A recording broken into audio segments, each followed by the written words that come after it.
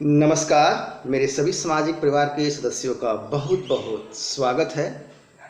मैं काफ़ी दिनों बाद, लगभग 3 सप्ताह से ऊपर हो चुका है, चूँकि मैं बीमार था, टाइफाइड की समस्या थी, तो मैं वीडियो बना नहीं पा रहा था। लेकिन अब ठीक हूँ मैं। हालांकि पहले जैसा वो एनर्जी लेवल नहीं है, वो ताकत नहीं है। अभी वो एनर्जी लेवल आने में कम से कम महीना दिन लगेंगे, लेकिन फिर भी अब मैं ठीक हूँ, वीडियो बना सकता हूँ। इसलिए मैंने आपसे वादा भी किया था कि जो कांग्रेसी टूल किट है उस पर मैं आपके समक्ष कुछ सूक्ष्म विश्लेषण रखूँगा। तो आइए विषय वस्तु पर आते हैं। देश की जो दो बड़ी पॉलिटिकल पार्टी है जो एक दूसरे पे आरोप लगा रही है, आरोप प्रत्यारोप का दौर जारी है। टूल किट मतलब एक प्रोग्राम, एक योजना कि कैसे बीजेपी को सत्ता से हटा देना है।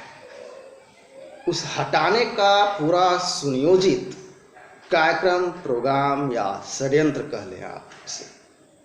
बीजेपी का कहना है कि यह जो टूल किट है, जो प्रोग्राम है, जो योजना है, इसको कांग्रेस ने बनाया है और इस टूल किट के माध्यम से मोदी सरकार को अस्थिर करने का षड्यंत्र है, प्रयास है। लेकिन कांग्रेस का कहना है कि जो समस्या अभी देश में है, जो गंभीर समस्या कोरोना को लेकर के है, उससे ध्यान भटकाने के लिए बीजेपी गलत आरोप लगा रही है और बीजेपी ने ही इस टूल किट को बनाया है। इसलिए कांग्रेस ने बीजेपी के अध्यक्ष एवं अन्य संगठन जो हैं, मंत्री हैं इसके पार्टी के अंदर बीजेपी के, उसके खिलाफ दिल्ली तुगलक रोड थाने में एफआईआर भी कराया है। इसी बीच सुप्रीम कोर्ट में एक पिटीशन आई। यह पिटीशन जो है शशांक शेखर नाम के वकील ने दाखिल करवाई और उन्होंने इस मुद्दे पर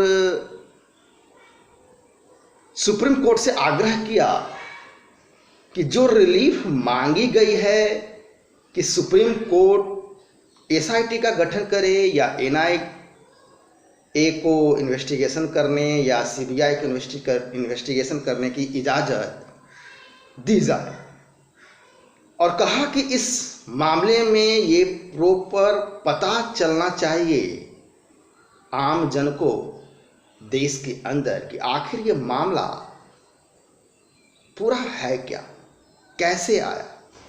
इस टूलकिट को मोदी जी की छवि खराब करने की बात कही गई है इस टूलकिट में। अब जो टूलकिट के अंदर जो कुछ बातें हैं, जैसे कुंभ मेला संसार का सबसे बड़ा मेला के रूप में जाना जाता है। टूलकिट में कहा गया कि इसके वजह से महामारी फैली है और इस बात को पूरे जोर शोर से फैलाना है। ईद का त्यौहार पर लॉकडाउन लगाना मानवता के खिलाफ है, मानवता के विरुद्ध है।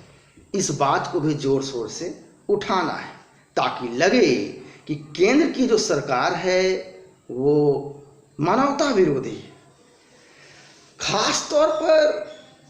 खास तौर से इस टूल किट में योजना जो है, जो प्रोग्राम है, में कहा गया कि मोदी की छवि इस तरह से खराब करना है कि ये जो एपिडेमिक टाइम है, इस समय मोदी की छवि देश ही नहीं पूरी दुनिया में खराब करनी है ताकि लगे कि mismanagement is the basic factor that destroy this country. इसके अतिरिक्त उसी टूल किट में और भी काफ़ी सारी बातें कही गई।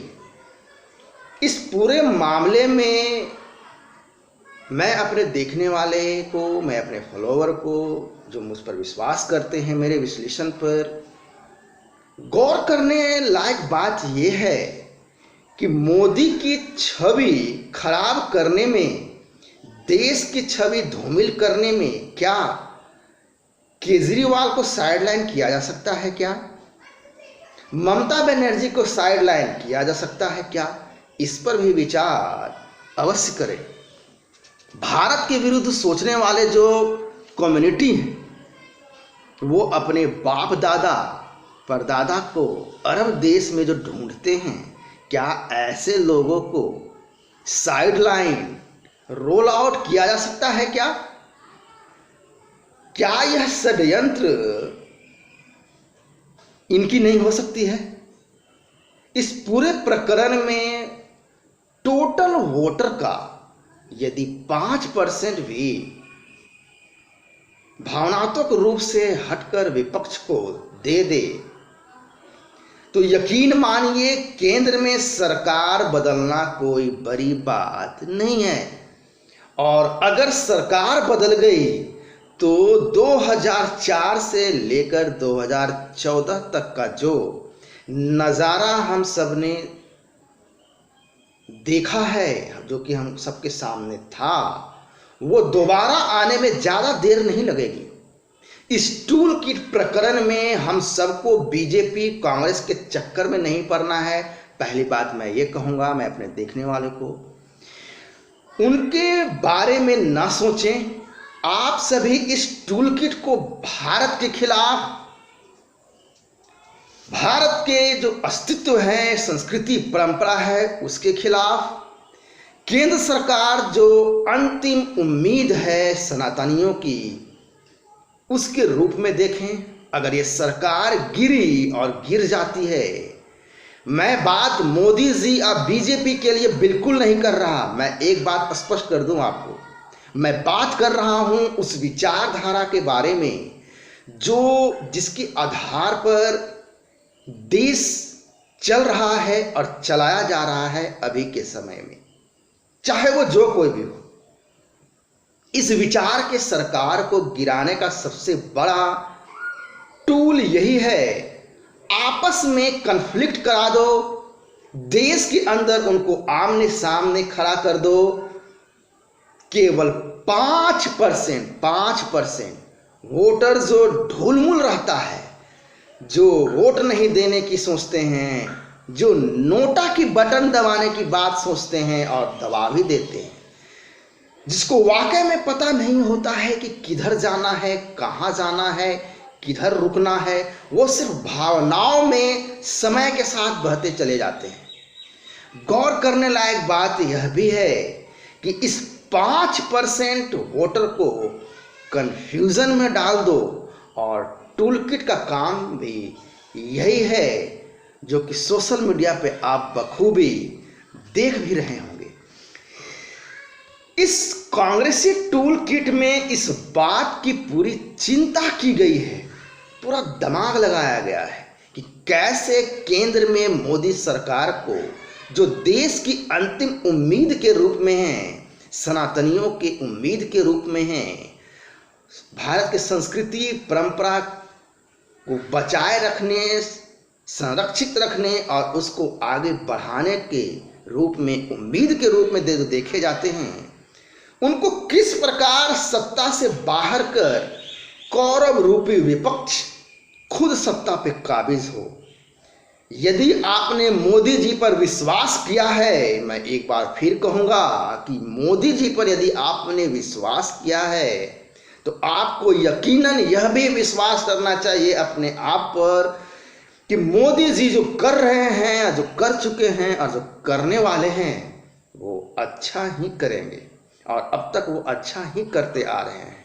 सबसे अच्छा उदाहरण मैं आपको बताऊं, और आप में से बहुत लोग इस चीज को जानते भी होंगे, मध्य प्रदेश का जो पिछला विधानसभा चुनाव है, जो इलेक्शन हुआ, जिसमें कुछ कंफ्यूज्ड लोगों ने नोटा बटन दबाकर बड़ा गर्व महसूस किया उन्होंने, या कुछ लोगों ने तो वोट भी नहीं दिया था, जिसकी वजह से उस विधानसभा में मध्य प्रदेश में 20 से 25 सीट पर असर पड़ा और शिवराज सिंह की सरकार सत्ता से बाहर हो गई। आप सभी थोड़ा ध्यान दें कि इसका मतलब क्या है, इसके मायने क्या है। नोटा का बटन दबा देना बड़ा आसान है, उसमें समय नहीं लगता है और गर्व करने वाले फिजूल का गर्व भी करते हैं। या वोट न देना, हीन भावना पैदा हो जाना या मन खट्टा हो जाना, ये सब टूल किट के पार्ट है। देश के सभी नागरिकों को ये बात समझना होगा और दिमाग में रखना होगा कि आखिर देश में हमने जिस पर विश्वास किया है, विश्वास जताया है, वो अच्छा ही करेंगे। इसे आप दिमाग में बैठा लीजिए। ये जो सोशल मीडिया पर भावनात्मक रूप से खेल रहे हैं, इसे समझना होगा, अपने लोगों को बताना होगा, इसे बंद करना होगा, इसे बंद करवाना होगा। नहीं तो 5% वोटर भी यदि खिसक गया जिस तरह से मध्य प्रदेश में हुआ था, तो सरकार केंद्र में 2024 में नहीं बनेगी जो आज के तारीख में, या 2022 को उत्तर प्रदेश में सरकार नहीं बन पाएगी और फिर देश के अंदर समस्याएं ठीक वैसे ही दिखनी शुरू हो जाएंगी जैसे 2004 से 2014 तक थी। और जो आपने देखा कि कैसे हिंदू और भगवा को आतंकवाद कहने का एक नया परसेप्शन बनाया गया, थ्योरी गढ़ा गया, कॉन्सेप्ट लाया गया जबरदस्ती का, और बताना कि देखो भगवा आतंकवाद है,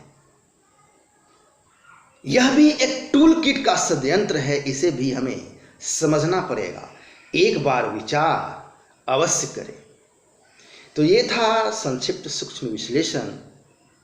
मैं समय मिलने पे मैं फिर इसका विस्तार से विश्लेषण अवश्य करूंगा।